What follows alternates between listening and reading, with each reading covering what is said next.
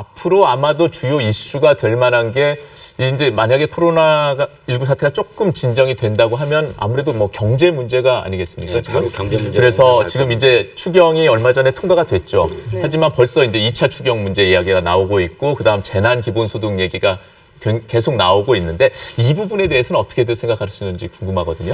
저는 재난 기본소득, 뭐 재난 극복소득, 긴급 재난 수당, 뭐 생활 안정 자금 여러 가지 얘기로 불리우는데 그러니까 사상 초유의 사태를 맞아가지고 특단의 대책을 강구하다 보니 여러 아이디어들이 막 나와서 아직 용어의 통일도 안 된 것 같습니다만 이제 정의당은 기왕에 기본소득을 주장하셨으니까 어쨌든 본래의 의미의 기본소득하고는 좀 다르게 재난이라고 하는 특수한 상황에 처한 만큼 이 상황을 극복하기 위한 특별한 지원으로서의 현금 직접 지원 뭐 이런 것들이 필요하다라고 하는 논의가 확 올라오고 있고 그것이 이제 대표적으로 재난 기본소득, 뭐 재난 극복소득 이렇게 불리고 있는 것 같은데 이게 이제 정부의 계획으로 잡힌다거나 또는 여당의 방침으로 추진된다거나 그러면 이걸로 여야 간의 쟁점이 크게 붙을 수 있겠다 그렇게 생각합니다. 그러면 주성준 의원님께서는 계속 그러면 소득으로 인정하시는 거예요? 아니면 이제 수당으로 바뀌시는 거예요?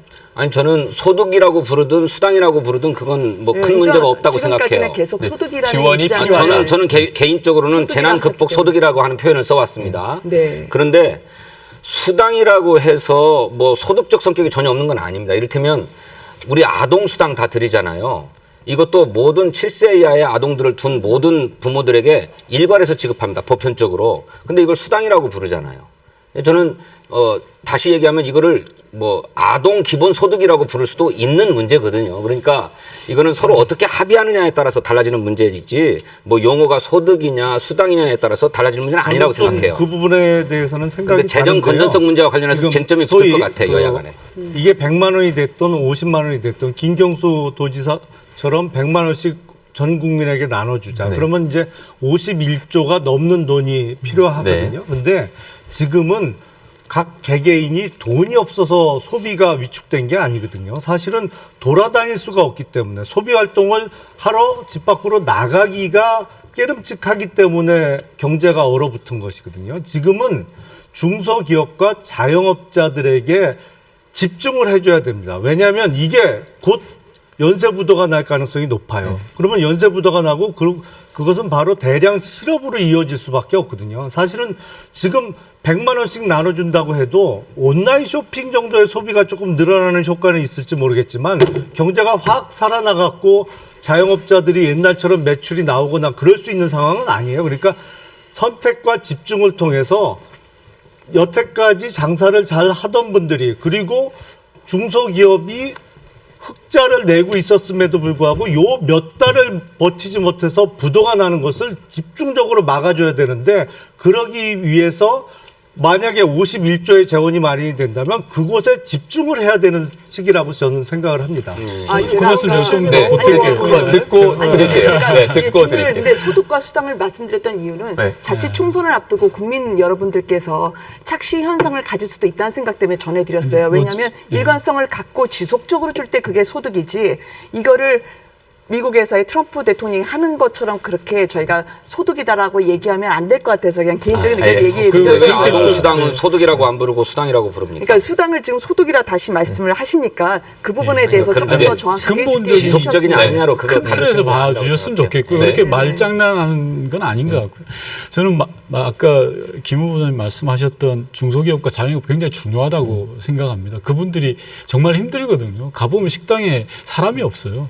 근데 아울러 더 중요한 게 뭐냐 그럼 내수시장입니다. 그래서 저는 아까 뭐 진성준 후보님도 말씀하셨지만 재난기본소득 기본적인 취지는 전 동의합니다. 필요하다고 생각하고요. 다음 중요한 게 세 가지가 있습니다. 첫 번째는 속도입니다. 이건 시간을 끌면 끌수록 안 돼요. 응급하게 내리는 조치이고 방금 아까 말씀하셨듯이 중소기업과 자영업의 이 선순환 구조가 되려면 즉각적인 게 필요한 겁니다. 두 번째는 기준입니다. 공평해야 됩니다. 국민들이 동의할 수 있는 기준이어야 됩니다. 그래서 속도와 기준이 저는 제일 중요하다고 생각하고요. 앞서도 계속 말씀드렸지만 코로나 이 전국에서는 예컨대 세금 문제라든지 뭐 부가세도 돌아오지 않습니까? 4월 부가세 연기할 수 있으면 연기할 수 있다고 생각합니다. 저는 그러니까 세금이라든지 뭐 소득이라든지 이거 뭐든지 다 동원해서라도 위기를 넘겨야 되는 거예요. 프레임 전쟁하지 말고 자 세금 감면이다 뭐 소득이다 이렇게 따질 일이 아니라고 생각합니다. 지금 당장 어려운 게 뭐냐? 앞서 말씀드린 것처럼 속도와 기준에 따라서 적시에 지원을 해야 된다고 생각합니다. 이거는 저는 프레임 전쟁이라고 생각 안 해요. 사실은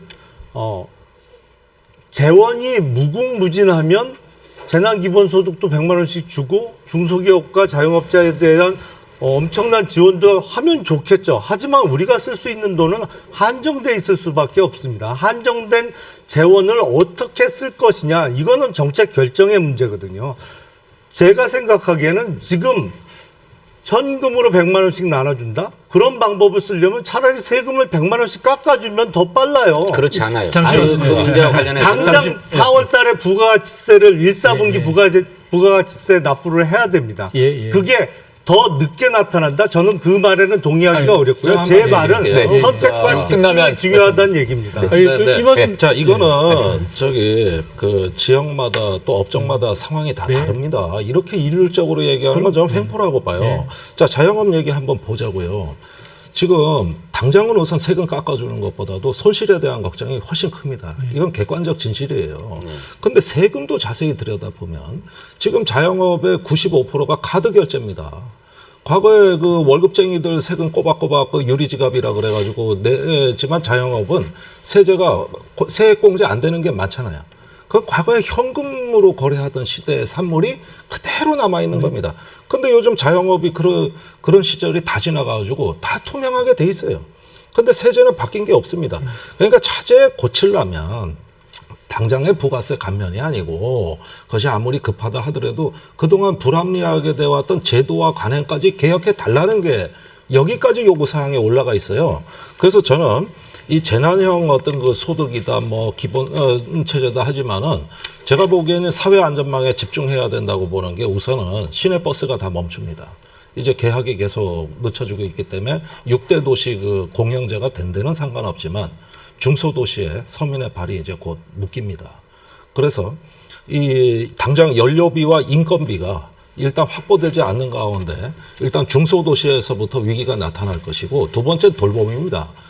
지금 저기 아동보육센터 이런 데 다 멈췄잖아요. 그러니까 한 30명 정도 되는 소규모 아동복지센터에 그래도 7, 8명이 나옵니다. 정말 갈 데가 없어요. 여기 아니면 갈 데가 없어요. 위기의 가정들이 여기서부터 보육대란이 생기고 지금 할아버지 할머니들이 다 손주 손녀 보고 있습니다. 이거 오래 버틸 수가 없습니다. 그러니까 이 돌봄에 대한 지원, 사회복지사, 요양사 이런 분들의 역할이 지금 굉장히 확충이 돼야 돼요. 이런 어떤 안정과 가장 기본적인 복지부터 우선은 챙기고 자영업 문제는 차제에 저는 손실보상의 세제개혁까지 같이 들어가야 된다.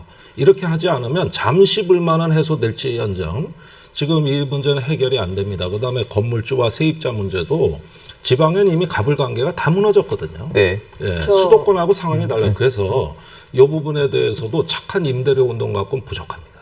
아까 윤건영 의원 얘기하는 거 제가 막아서 듣고 나서 아까 재정 문제 말씀하셨는데 전 지금 상황은 재정 건전성을 따질 상황은 아니라고 봅니다.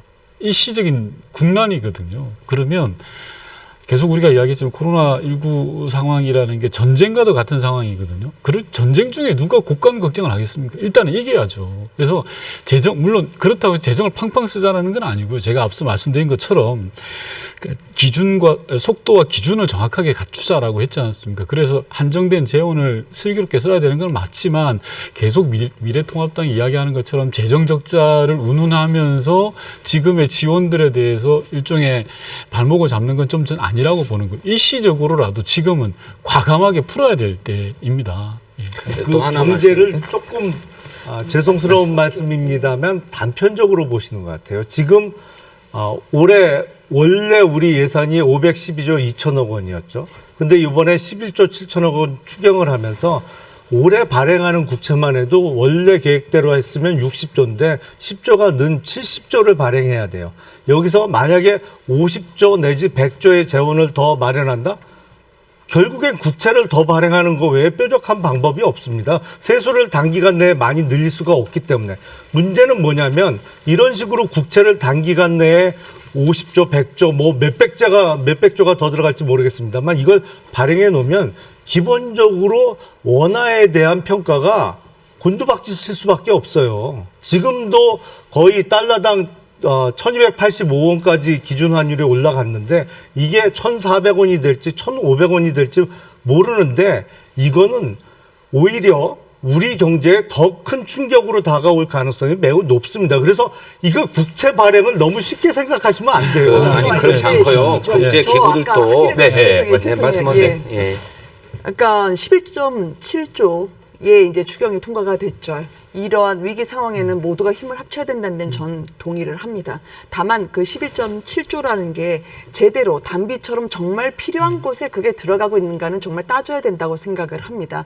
왜냐하면 우리나라 지금 자영업자만 하더라도 전체 인구의 25% 되거든요. 이분들이 지금 주 52시간 최저임금 이런 걸로 이미 경제가 체력이 급격하게 고갈이 된 상태였기 때문에 코로나로 경제가 더 악화됐다 해서 경제가 코로나 탓으로 하기에는 저는 작년 11월 그리고 작년 10월부터 IMF를 통해서 우리나라의 소비, 투자, 수출 모두가 지금 경고등이 켜졌다는 거를 일부러 희석시키면서 외면하고 있다는 그런 논리로 이어질 수 있어서 경계를 하고 싶습니다. 그래서 오늘 장하준 교수도 한 언론과의 인터뷰를 통해서 보면 이번 사태가 IMF와 2008년 금융위기와는 분명히 다르다. 왜냐하면 어떤 돈을 투여한다 하더라도 모든 국민들이 지금 사회적 거리두기 때문에 집에 있기 때문에 식당에도 좀 사람이 없잖아요. 생산 자체가 지금 타격을 입고 있는데 여기에 돈을 투여한들 차라리 세금을 더 줄이는 게 어떻겠냐는 제안을 하고 있기 때문에 저는 뭐 재정, 세금 다 할 것 없이 저희가 힘을 합치겠지만 필요한 곳에 적절하게 단비처럼 내리는 그 정신으로 국가 운영 능력으로 그것을 검증받아야 된다고 생각합니다. 네, 뭐 옳은 말씀인데 엎친 데 덮친 격으로 코로나19 사태 때문에 더 힘들어진 건 사실이죠. 물론 그렇죠. 네, 뭐 그것으로 책임을 떠넘길 생각은 전혀 없고 네네. 그것이 현실이기 때문에 그것을 해야 되겠어요. 그리고 정말로 필요한 곳에 빨리 보내야 되죠. 그런데 지금은 어디만 특별히 필요하고 어디는 불필요하다 이렇게 가리기가 참 어렵습니다. 오히려 그걸 가르는 데 시간을 소비할 수가 있고 그거를 가르는 데 행정비용이 훨씬 더 커질 수가 있다. 그러니 미국에서조차도 노벨 경제학상 받은 경제학자가 그랬대요. 헬리콥터 머니를 뿌려야 된다고. 네? 뭐 경제학상 받았다고 해서 다 그것이 금과옥조처럼 새길 얘기는 아니지만 우리가 지금 너나 할 것 없이 다 어려움에 처해 있다는 거예요. 그래서 극소수의 뭐 부자들, 고소득자들 제외하고는 중산층이 다 무너지게 생겼어요. 뭐 저 하층은 말할 것도 없고 그렇다면 합의할 수 있는 공평한 기준선을 정하고 이 기준선에 대해서 예외 없이 이를테면 기본소득과 비슷한 개념으로 보편적으로 지원하는 결단 같은 게 필요하다. 저는 매우 긴급하다. 자영업자 소상공인의 그거 인정해요. 그거 인정해요. 왜냐면 그거 굉장히 급하다는 거예요. 인정해요. 돈을 빌려 보셨을 것 같거든요. 왜냐하면 실제로 지금 정부 여당에서도 내가 사람을 고용해보고 내가 회사를 한번 운영해봤다면 정말 소상공인이나 자영업자분들이 돈 한번 빌리려고 하면요. 신용보증기금 찾아가야 되고 은행 대출 받으려면 너 담보인이라고 물어보면 돈 한번 빌리려다가 3, 4개월 훌쩍 지나가는 거 그거 다반사입니다. 그러면 정말 여기서 절단이 나고 있는 소상공인 자영업자를 한 번만 더 살펴줄 수 있다면 저는 그 수요층은 분명히 나올 수 있다고 생각해요. 이거 김종대 의원님 말씀하신 걸 제가 가로챘어요. 죄송해요. 이제 마무리 좀 짓죠. 마무리 짓겠습니다. 이 추경이라는 게 항상 나오고 나서도 민심이 나빠지는 이유는 간접 지원에 치중했기 때문입니다. 세제 지원이라든가 금융 지원. 그거 사실 뭐 금리 낮다 그러지만 비치거든요. 근데 항상 그 서민들의 목소리는 뉴스에서 나오는 저 돈이 나한테는 안 온다. 그다음에 설령 온다 하더라도 2, 3개월 걸린다. 이런 불만들은 메르스 때도 그랬고 사스 때도 그랬고 항상 잠재돼 있어요. 이번 추경만큼은 즉각적이어야 된다. 그다음에 직접 지원이 돼야 된다. 그런데 유감스럽게도 11조 원을 뜯어보니까 사실은 간접 지원 방식으로 많이 돼 있습니다. 이 추가 추경이 불가피한 것이죠. 문재인 대통령도 그렇게 말씀하신 거예요. 그래서 이번만큼은 피부로 느끼는 거, 액수의 많고 적음보다도 국가가 내 옆에 있구나. 이런 것들을 얼마나 서민들에게 많이 느끼게 해주느냐가 이 추경의 성공과 실패를 가르는 요인이거든요. 그런 점에서 이번에도 보면 미흡합니다. 대단히 미흡하죠. 그러니까 빨리 지금 정치권이 이 문제에 대한 어떤 추가적인 대책을 지금 초당적으로 협의해야 됩니다. 아무리 선거가 급하다 하더라도 이 부분이 대표 회담이 지금 열려야 되는 거거든요. 그래서 지금 이런 어떤 그 산적한 문제를 해결하기 위해서는 다소 좀 무리한 감이 있어도 행동으로 옮겨야 된다고 보는 게, 아니 그럼 불 끄는데 일단은 불은 끄고 봐야지 물이 얼마나 많이 쓰니 또 물은 어디서 길어다 쓰니 이런 논쟁하고 있을 수는 없는 거거든요. 막 쓰자는 얘기가 아니라 우선순위가 중요하다. 이 말씀드립니다. 타이밍을 진짜 뭐 다들 공감은 하시잖아요. 지금 경제가 굉장히 어렵고 그 어려워하는 사람들에게 뭔가 활력을 불어넣어줘야 되는 그런 자금 지원이 필요하다는 건 다들 공감하시니까 빨리 합의 이루셔서 이게 타이밍 뭐 마찬가지 다 공감하실 겁니다. 예, 예. 이 시기를 놓치지 않기를 진짜 국민의 한 사람으로서 그냥 부탁드리면서 오늘 여기는 마무리하겠습니다. 네, 네, 오늘 고맙습니다. 보태고 뺄 얘기가 없었어요. 감사합니다.